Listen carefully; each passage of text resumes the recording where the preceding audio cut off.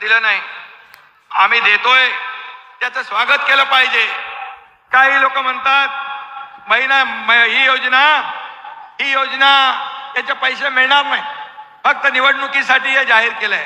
मी आपल्याला मगाशी पण सांगितलं, मी आपल्याला शब्द देतो, येत्या 17 तारखेला पुन्हा एकदा सांगतो, तुमच्या खात्यात 2 हप्ते जमा होणार म्हणजे होणार. 15, 1,500 आणि 1,500, 3,000 रुपये. आता महिन्याला 1,500 रुपये म्हणजे वर्षाला 18,000 रुपये. आज काही लोक म्हणतात की या बहिणींना हक्काचे पैसे मिळाले तर आमचं काय होणार. अरे बाबा, तुम्ही 2.5 वर्ष होते तेव्हा का नाही दिलं तुम्ही? तुमच्या हातात होतं, परंतु देण्याची दानत लागते. ते घेणारे होते, आम्ही घेणारे नाही, आम्ही देणारे आहोत आणि म्हणून आम्ही देतोय. आणि म्हणून बहिणींना हक्काचे पैसे मिळू नये म्हणून योजनांवर टीका करतायत, कोर्टामध्ये कोणाला तरी पाठवतायत. कोर्टाने पण ते फेटाळून लावलं. माझ्या लाडक्या बहिणींच्या योजनेला स्थगिती कोर्टाने दिली नाही, त्यांचं अपील डिसमिस करून टाकलं. कोर्टाने देखील तुमच्या बहिणींच्या बाजूने निकाल दिला. मी कोर्टाला देखील धन्यवाद देतो.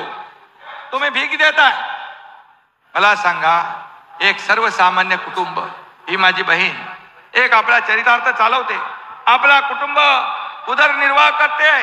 आज हे 1,500 रुपये मिळाल्यानंतर ती आपल्या कच्च्या बच्चांसाठी काही खरेदी करेल, कपडे घेईल, मुलांना शिक्षणासाठी साहित्य घेईल. हा पैसा देखील या बाजारात मार्केटमध्ये गुंतवणूक होत राहील. आणि महिला भगिनींसारखी अर्थव्यवस्था कोणी सांभाळू शकत नाही, कारण महिला ही घराची 1,00,000-2 लाख नाही तर माझ्या 1.5 कोटी महिलांनी फॉर्म भरले, 1.5 कोटी महिला. आणि पुढे आणखी जो आपला कालावधी आहे याच्यामध्ये आणखी माझ्या बहिणी फॉर्म भरतील आणि या लाडकी बहीण योजनेचा लाभ घेतील.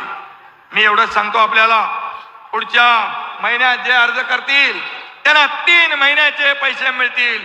4,500 रुपये, 1,500, 1,500 आणि 1,500. तेव्हा विरोधकांचे डोळे पांढरे होती.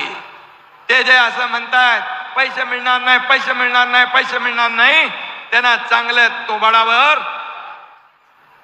पैसे खात्यात गेल्यावर कळेल.